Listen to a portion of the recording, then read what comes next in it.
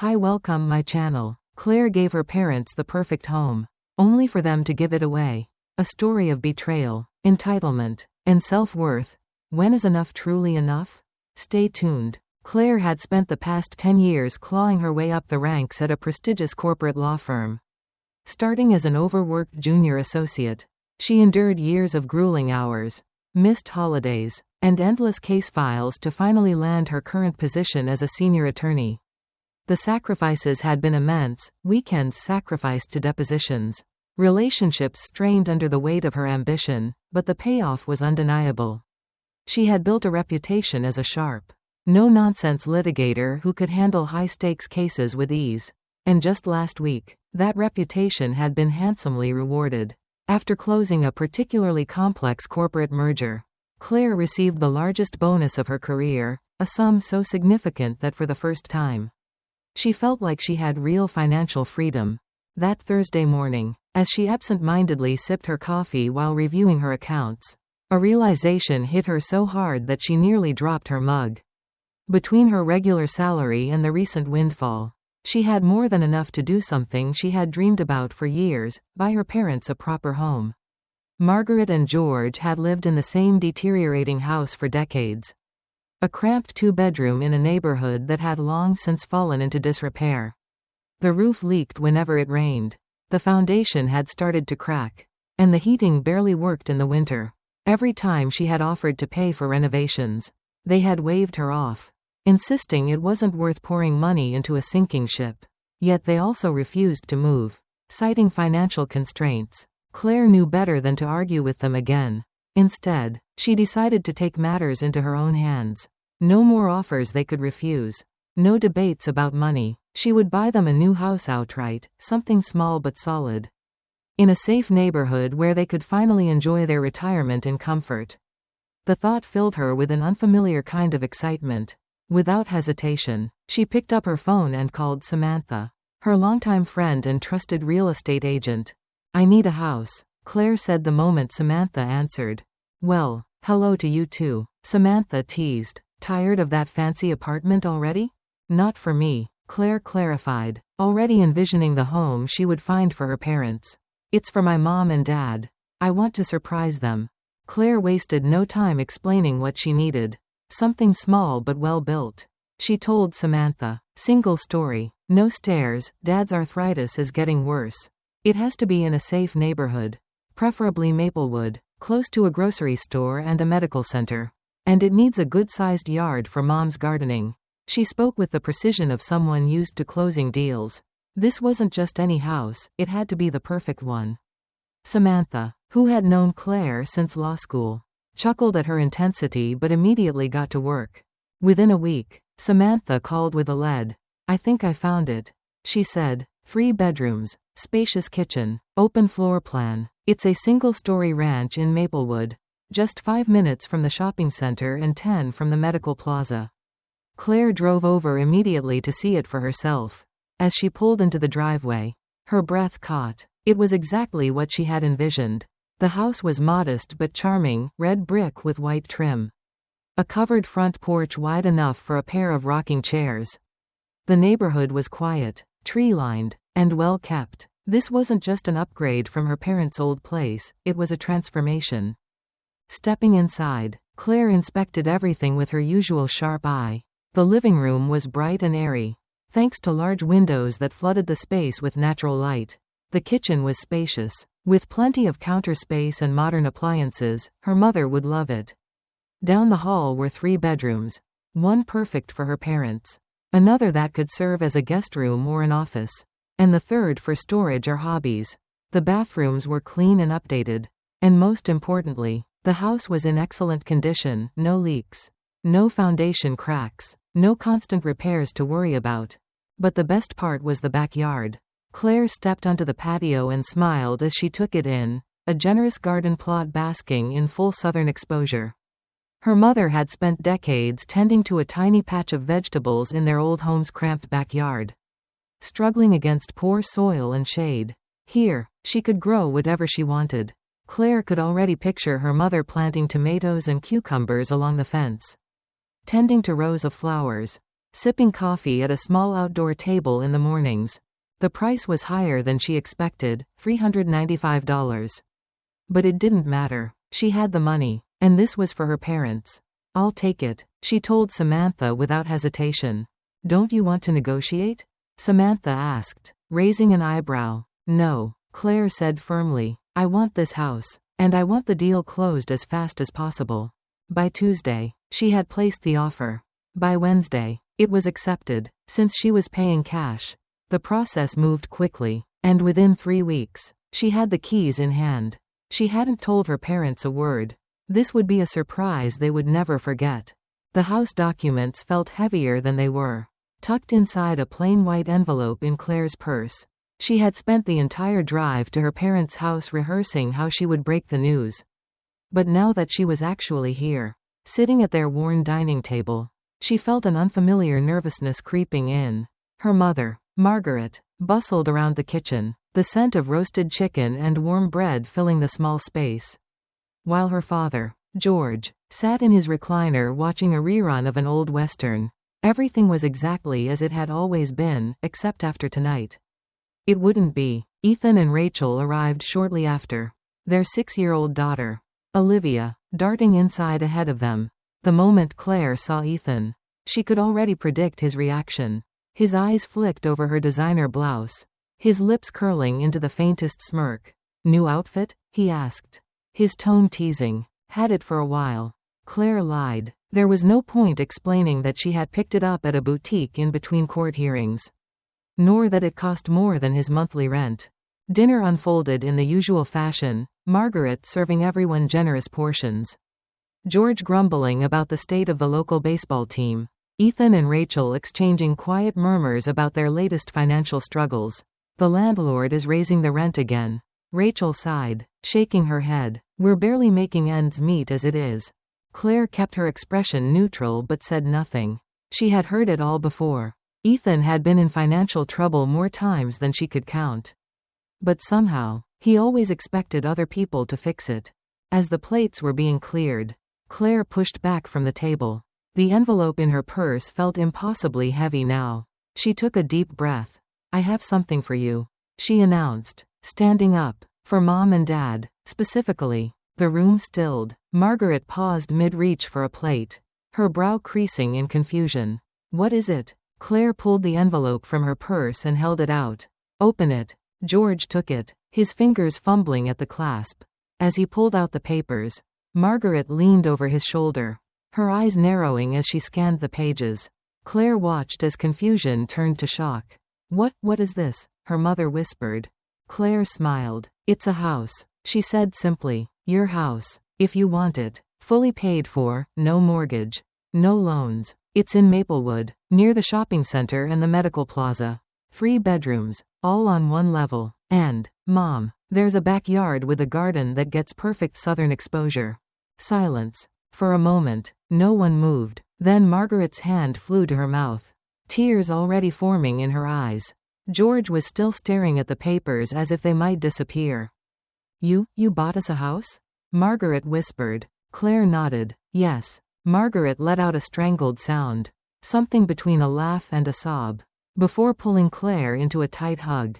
"Oh, Claire, I can't believe it. A real house?" George, still stunned, shook his head. "I don't even know what to say," he murmured, his voice thick. Behind them, Ethan and Rachel remained seated, their smiles oddly forced. Rachel traced the rim of her wine glass with one finger, while Ethan's jaw tightened ever so slightly. "Wow," Ethan finally said. "That's really something." "Yeah," Rachel added, her voice light but hollow. "Congrats, Margaret and George. What a surprise." Claire didn't miss the tension in their voices, nor the way Ethan kept his eyes on the documents as if trying to process what it all meant. But she ignored it. This moment wasn't about them.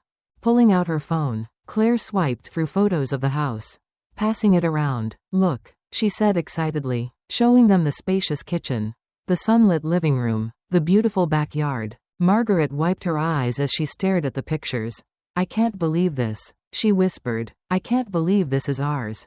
George set the papers down and finally looked up at his daughter. His voice was quiet but filled with emotion. You did this for us? Claire nodded again, warmth filling her chest. You deserve a home where you can be comfortable. Somewhere safe. Somewhere that won't fall apart around you. As they embraced her again, Ethan's voice cut through the moment. So, when do you move? Claire glanced at him, catching the sharp edge of something in his expression, something that looked an awful lot like resentment. But she chose not to acknowledge it. Whenever they're ready, she said simply, her focus still on her parents. Tonight was for them. Nothing else mattered. Claire sat at the dinner table, the envelope containing the house deed weighing heavily in her purse, though the true weight sat in her chest. The dining room was exactly as it had always been, small, cluttered, familiar. The faded wallpaper curled at the edges, and the ceiling had a faint stain from a past roof leak that had never been properly fixed.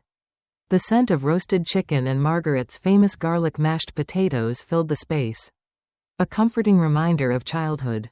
George sat in his recliner, half watching a baseball game on the muted television, while Ethan and Rachel had just arrived. Olivia skipping inside ahead of them, chattering excitedly about a drawing she had made at school. Claire had been waiting for the right moment to reveal her surprise. But as she listened to the casual hum of conversation, she felt a strange nervousness creeping in. Was she about to change everything? Would they truly be happy? Or would they resist, as they always did when she tried to help? Dinner carried on as it always did. A mixture of neighborhood gossip from Margaret, sports talk from George, and Ethan's latest financial grievances. Our landlord is hiking the rent again. Ethan sighed, reaching for another helping of potatoes. It's ridiculous. We're barely scraping by as it is. Rachel nodded solemnly. We've been looking for a new place. But everything's so expensive these days. Feels impossible to get ahead. Claire said nothing. She had heard this story before. It was the same pattern, struggles of their own making.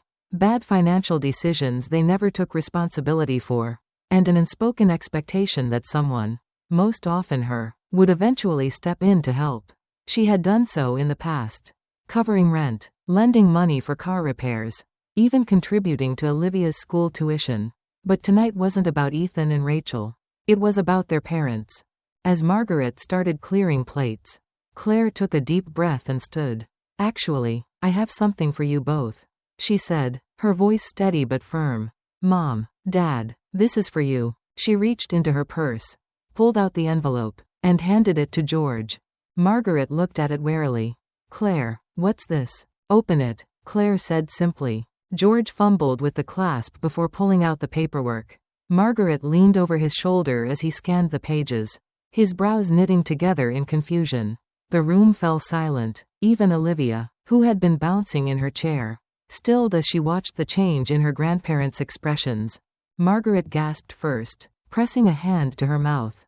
Claire, this is? It's a house, Claire said, a warm smile forming. Your house, if you want it. It's in Maplewood, near the shopping center and medical plaza. 3 bedrooms, all on one level. And Mom, the backyard, it's got the perfect sunlight for a garden. The silence stretched, the weight of the moment settling over them like a blanket. Then, Margaret let out a choked laugh, tears already forming in her eyes. You bought us a house? Claire nodded. Yes, fully paid for, no mortgage, no strings attached. George, still staring at the papers, looked up, his voice thick. You did this for us? Of course, Claire said, suddenly feeling emotional herself. You deserve a place where you don't have to worry about repairs, about leaks, about things falling apart. Somewhere safe, comfortable, somewhere that's truly yours. Margaret's tears spilled over as she pulled Claire into a tight embrace. Oh, sweetheart, I can't believe this. A real home? Over her mother's shoulder, Claire's eyes flicked to Ethan. His expression was unreadable, his jaw tight, his grip on his fork a little too firm. Rachel, beside him, traced the rim of her wine glass. Her lips pursed. Wow, Ethan finally said, forcing a smile. That's really something. Rachel nodded, her voice light but lacking warmth. Yeah, congratulations, Margaret and George. That's amazing. Their congratulations sounded hollow. Claire recognized the look in Ethan's eyes. It wasn't happiness. It was something colder, resentment. Ignoring the tension, Claire pulled out her phone and swiped through photos of the house. Here, she said, passing it to her parents. This is the living room. And the kitchen, you won't believe how much counter space it has. And the backyard, Mom, you're going to love it. Margaret wiped her tears as she scrolled through the pictures, her fingers trembling. I can't believe this, she whispered. It's beautiful. George, still holding the documents, let out a breathy chuckle. Damn, Claire, you really did this? She nodded. I wanted you to have a real home. No worries, no stress. Margaret hugged her again, and George, always the quieter of the two, reached out and squeezed her hand, his eyes glassy with unshed emotion. Ethan, however, had barely touched the documents. His posture was rigid, his expression guarded. So, when do you move in? Claire met his gaze, seeing something dark lurking there. But she refused to let it ruin the moment. Whenever they're ready, she answered simply. Tonight was for her parents. Whatever came next, she'd deal with it later. Moving day arrived faster than Claire expected. She had taken the day off work. Something she rarely did, but this moment was too important to miss. By 8 a.m., the movers arrived at her parents' old house. Ready to start packing, Claire had hired professionals to make the process as smooth as possible. But she knew her father, George, would grumble about it. He hated asking for help, even when it was desperately needed. True to form, he insisted on carrying boxes himself, shaking his head at the young movers as if their efficiency somehow offended him. Margaret, on the other hand, was buzzing with excitement. I still can't believe this is happening, she kept saying, as she flitted from room to room, directing the movers and checking that nothing was left behind. She had already spent the past week planning where her furniture would go in the new house, talking endlessly about what color she wanted the kitchen walls to be and how she would arrange her garden. Despite Claire's offer to buy them new furniture, her parents insisted on bringing most of their old belongings, though much of it was barely usable. Their couch had a sagging middle. The dining table wobbled, and George's recliner had stuffing poking out of the seams. Claire had hoped they would leave these things behind, embracing a fresh start, but she didn't push. This move was about making them comfortable, not forcing change upon them. By noon, the last box was loaded onto the truck, and they were on the road to Maplewood. Margaret couldn't stop talking the entire drive, her voice filled with childlike excitement. Oh, Claire, I already have ideas for the garden. I think I'll plant cucumbers along the fence. Maybe some tomatoes too. And roses, always wanted a place for roses. Claire smiled, listening as her mother's excitement spilled over. George, sitting in the passenger seat, was much quieter, staring out the window as they left their old neighborhood behind. Arriving at the new house, Margaret gasped when she saw it in person for the first time. The red brick, the white trim, the charming front porch, it was exactly as she had imagined. Claire handed George the keys. Go ahead, Dad, do the honors. His hand trembled slightly as he unlocked the door. The moment they stepped inside, Margaret rushed to the kitchen, running her hands over the countertops, opening and closing cabinets, testing the faucet like she was afraid it might disappear. Look at all this space, she marveled, and a dishwasher. George made his way through each room slowly, touching the walls, nodding approvingly at the solid craftsmanship. When he reached the backyard, he stood there for a long time, staring at the garden plot. Claire watched him closely, knowing that for all his resistance to change, he was beginning to accept that this was home now. Margaret turned to Claire, eyes shining. When can we start moving everything in?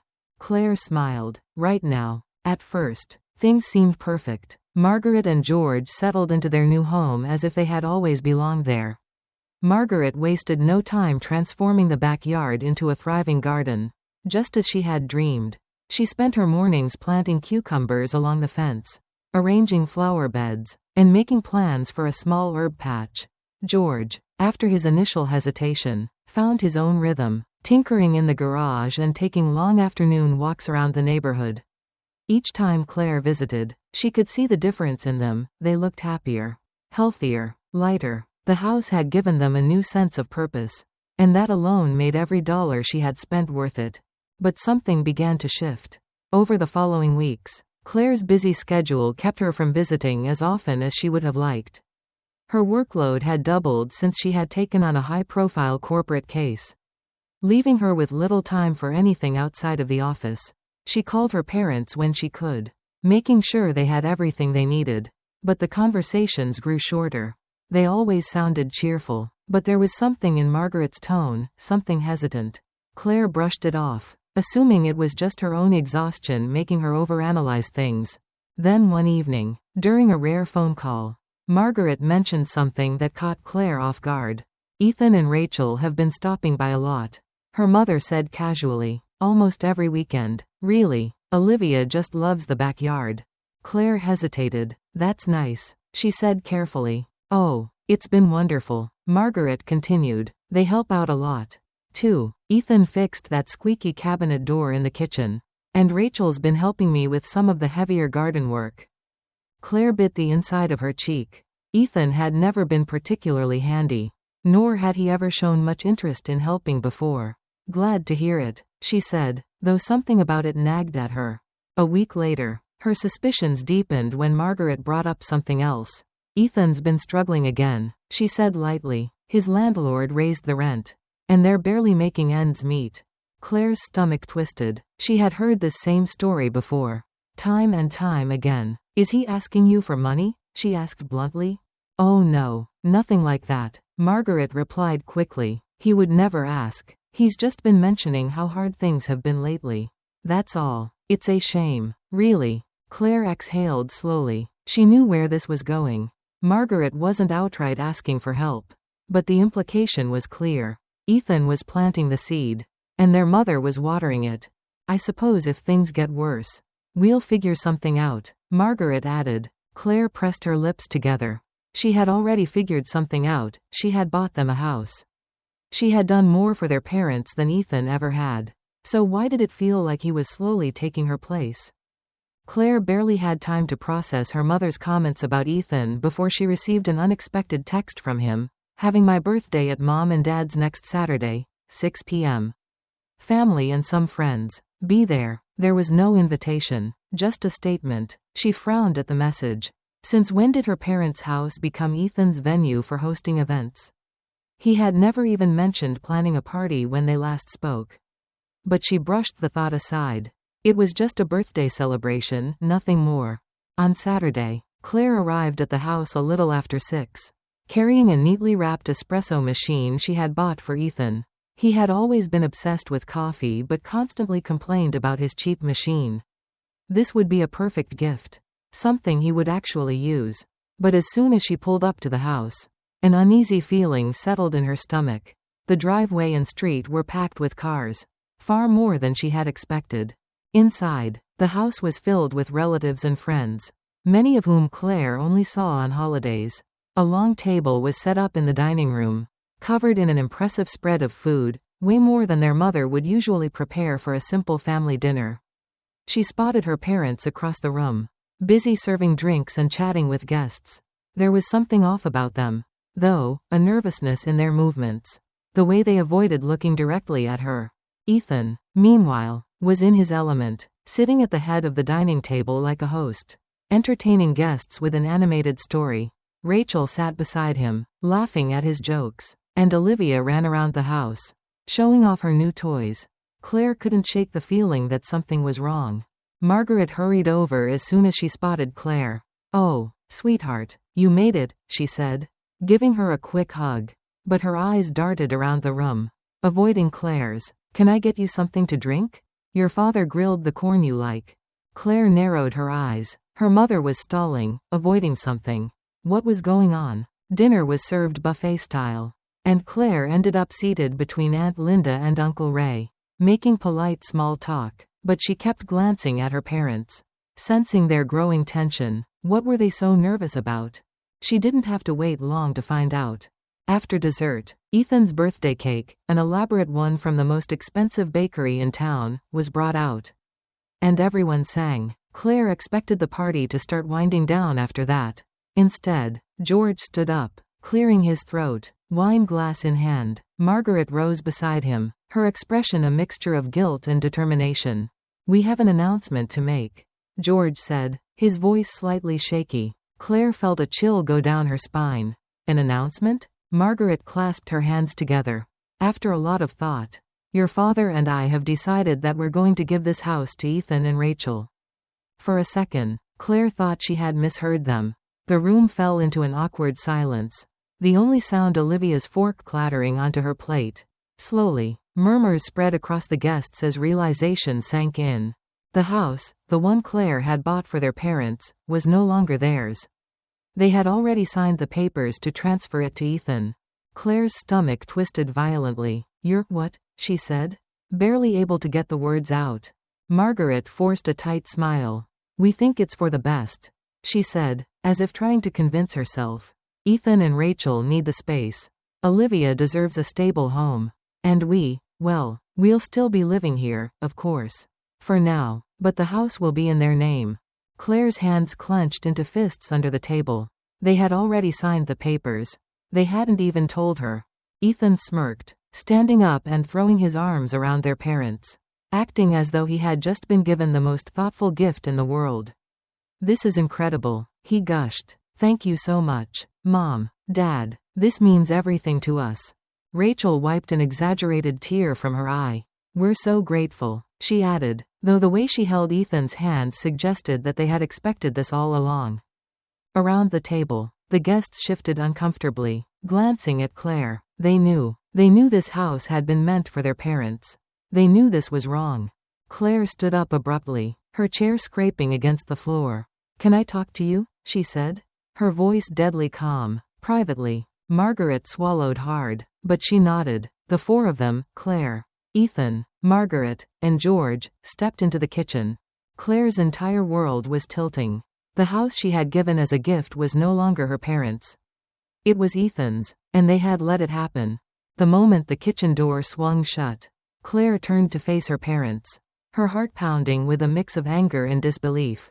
"What the hell is going on?" she demanded, her voice sharp but controlled. "I bought that house for you. For your retirement. And you just, what? Hand it over to Ethan?"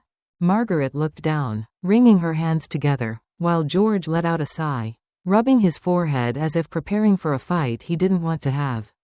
Ethan, however, leaned casually against the counter, arms crossed, his expression carefully neutral but with just enough of a smirk to make Claire's blood boil. "Claire, please try to understand," Margaret said, her voice hesitant. "We thought long and hard about this. Ethan and Rachel need stability. Olivia needs a real home to grow up in. They've been struggling so much. So have you." Claire cut in, incredulous. "You've spent decades in that crumbling house, worried about leaks, heating, and repairs. That's why I bought this place, for you. To give you a safe, comfortable home for your retirement. Not so you could just give it away the second Ethan batted his eyes at you." Ethan scoffed, pushing away from the counter. "Oh, come on, Claire. You act like you're some kind of saint for buying them a house. But how often are you even here? You're always too busy with your fancy job, your fancy apartment. Meanwhile, we're the ones actually spending time with them. We help out, we check in on them. Maybe they felt like we deserved it more." Claire's hands clenched at her sides. "You mean you convinced them they owed you?" She shot back. "That's what you do, Ethan. You always make yourself the victim. Make your problems everyone else's responsibility. And now you've taken the one thing I gave them. The one thing that was supposed to be theirs." Margaret stepped in quickly, her voice pleading. "Claire, it's not like we're leaving. We're still going to live here. At least for now." "For now?" Claire repeated, a bitter laugh escaping her lips. "So what happens when Ethan and Rachel decide they don't want roommates anymore? When they want to renovate? Where do you go then?" George bristled at that. "We'll figure it out when the time comes," he said gruffly, but Claire could already hear the doubt in his tone. He knew this was a mistake. But he had let it happen anyway. Ethan shrugged. "Ever the opportunist. It's not like we're kicking them out. Claire, we're family. And let's be real, what's the big deal? You make more money than any of us combined. If you care so much, why not just buy yourself another house for them? You can afford it, right?" Claire felt like she had been punched in the stomach. The audacity. Ethan truly believed she was just a bank account. That her generosity had no limits. That he could take whatever he wanted and she would just keep giving. She looked at her parents, waiting for them to correct him, to tell him he was wrong. But they were silent. That was the worst part. She took a slow, shaky breath, forcing herself to stay composed. You're right about one thing, Ethan, she said, her voice quieter now, but far more dangerous. I do make more money than all of you combined. And that's exactly why I know when someone is taking advantage of me. Margaret paled. Claire, it's not like that. No? Claire asked, tilting her head. Then why didn't you tell me before you signed the papers? Why didn't you at least have the decency to warn me? George's gaze dropped to the floor. That was answer enough. Claire exhaled sharply and shook her head. You know what? Fine. You made your choice. You decided who you really wanted to take care of you. And it's not me. Margaret's eyes filled with tears. Claire, don't say that. You're our daughter. Yeah, Claire said bitterly. But apparently, that didn't mean much when you gave away the one thing I gave you. She turned on her heel and walked out of the kitchen, ignoring the stunned expressions of the party guests as she grabbed her purse from the couch. As she reached the door, she heard Ethan's voice, light and smug behind her. God, Claire, don't be so dramatic. She didn't look back. She just walked out and slammed the door behind her, knowing that nothing would ever be the same again. Claire didn't answer her phone for days after the party. Her parents called repeatedly, their messages starting apologetic, then turning desperate, then resentful. At first, Margaret's voice was soft, pleading, Claire, please, we didn't mean to hurt you. Call us back. But soon, the guilt-tripping began. I can't believe you're doing this to us. After everything we've done for you? Claire listened to every message but never responded. What was there to say? The news spread through the family like wildfire. Aunt Linda called first, furious. I can't believe this. Claire, you bought them that house. And they gave it to Ethan? What were they thinking? Cousins and distant relatives reached out, some offering support, some urging her to forgive. The majority, however, sided with Claire. They all knew Ethan's pattern, his excuses, his manipulation. They saw right through it. Ethan, of course, was thriving. He and Rachel had settled into his new home, enjoying the extra space, hosting dinners, making it clear to everyone that they were now the rightful owners. Claire could only imagine how smug he must have been, how easily he had convinced himself he had won. And yet, despite their new home, her parents still called. They still reached out. Maybe they had expected her anger to pass quickly, that she would cool down and come crawling back, ready to mend things, but she didn't. Instead, Claire threw herself into work. 60-hour weeks became 80-hour weeks. She took on new clients, high-stakes cases, business trips, anything to fill the silence in her apartment, anything to keep her mind from spiraling back to the betrayal. But no matter how busy she stayed, the sting never faded. 6 months passed. The seasons changed. Fall turned to winter, and Claire declined the usual Thanksgiving invitation. She wasn't about to sit at the table Ethan now called his. Christmas plans? She booked a trip to Bali instead. One evening, after a grueling 14-hour workday, Claire finally stopped at her apartment door, hesitated, and checked her phone. No missed calls. Her parents had finally stopped trying. For the first time in months, she felt the weight in her chest lighten. Maybe they had made their choice. But so had she. 6 months had passed since Claire walked out of her parents' house. And in that time, she had barely spared Ethan or her parents a second thought, until the night they showed up outside her apartment building with suitcases at their feet. She had just returned from another long workday, exhausted and craving nothing more than a glass of wine and a hot shower. When she spotted them standing near the entrance, shivering in the winter air, her mother looked older, more tired than she had ever seen her, and her father's posture was stiff, like he was bracing for impact. Claire sighed, already knowing where this was going. What are you doing here? She asked, keeping her voice neutral. Margaret stepped forward first. Claire, sweetheart, she said, her voice trembling. We need to talk. Can we come in? Claire folded her arms. She wasn't going to make this easy for them. Why? George exhaled sharply. Ethan asked us to leave. He admitted, not meeting her eyes. They're renovating the house. Said it was getting too cramped with all of us there. They need the space for Olivia. Claire stared at them, expression blank. So, let me get this straight. She said slowly. You gave Ethan the house I bought for you. And now, a few months later, he's kicking you out? Margaret winced at the bluntness. But she nodded. We rented an apartment with the money from selling our old house. She said, but the lease is up next week. And we can't afford to renew it. And you want me to fix that for you? Claire finished for her, her voice cool. Margaret's eyes filled with tears. Please, Claire, we don't have anywhere else to go. For a long moment, Claire said nothing. She just looked at them, the parents who had chosen Ethan over her. Who had given away the home she had gifted them. And now, when they had nowhere left to turn, expected her to save them. She let out a slow breath. Then shook her head. No. Margaret's face crumpled. No? You made your choice, Claire said simply. Now you get to live with it. Without another word, she turned and walked inside, closing the door behind her. Claire expected to feel guilt. She expected second thoughts, late-night doubts, the nagging voice in her head telling her she should have let them in. Should have helped, should have been the bigger person. But none of that came. Instead, all she felt was relief.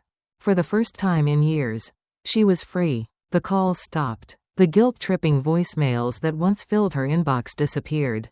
Her parents didn't reach out again, not after that night. Word spread through the family quickly. And while some were shocked at her refusal, most understood. Aunt Linda called, unsurprised. They did this to themselves. She said firmly. They should have known Ethan would turn on them the second he got what he wanted. And as for Ethan, he didn't call either. Of course, he didn't. He had gotten what he wanted, a house. A life of stability without having to earn it. He had no reason to feel guilt. No reason to regret. But Claire knew it wouldn't last. Ethan had always been his own worst enemy. He would find a way to squander it. The way he always did. And when he did, he would come looking for a lifeline. But she wouldn't be there. Claire focused on herself. She started saying no at work. Setting boundaries for the first time in her career. No more 80-hour weeks. No more running herself into the ground. She took up painting on weekends. Something she hadn't done since college. She joined a hiking group. She started dating again, someone who respected her time. Who understood that she was more than just her job. More than just her ability to provide. For the first time in years, she felt light, unburdened. As Christmas approached, Claire booked a flight to New Zealand. She wouldn't be spending it alone in Bali, as she originally planned. This time, she was going with someone who made her feel valued. Someone who didn't see her as just a source of help. Sitting at the airport, boarding pass in hand, she realized something. She had spent her whole life taking care of others. Now, it was time to take care of herself. With a final glance at her phone, no missed calls. No desperate texts, she turned it off. Walked onto the plane, and never looked back. The story teaches a powerful lesson about boundaries, self-worth, and the consequences of misplaced generosity. Claire learned that no matter how much you sacrifice for others, some people will never appreciate it, and may even take advantage of your kindness. She realized that love isn't about constantly giving while receiving nothing in return. True family values respect, gratitude, and mutual care, not entitlement. By choosing herself for the first time, Claire discovered that setting boundaries isn't selfish, it's necessary. In the end, the greatest lesson was this: you can't save people who refuse to help themselves.